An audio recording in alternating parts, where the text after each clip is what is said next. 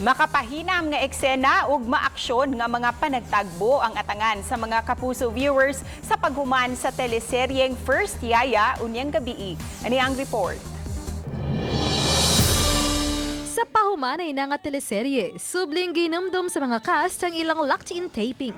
Madod pa, di nila hikalimtan ang ilang panag-uban ug mga kasinatian sa set.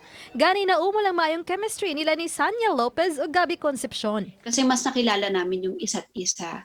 At working with Mr. Gabi Concepcion naman, hindi naman ganun kahirap eh. Kasi kaya niya mag-adjust.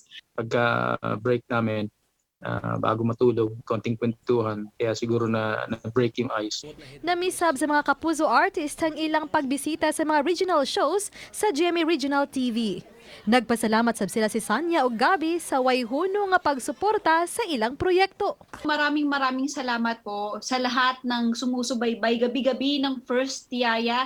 At from the very start na hindi namin in-expect na magtatapwan kami. Sana po hanggang huli ay magtapuan tayo. So maraming salamat sa sunod na mga gagawin na namin. Susuportahan ko ninyo din sana. So again, maraming salamat sa inyo. At tangi ang katapusang hugna sa inyong gisunod nga First Yaya sa GMA Telebabad human sa 24 oras. Uba ni Clans Gabutin. Ako si Femery Dumabok. Balitang Bisdak.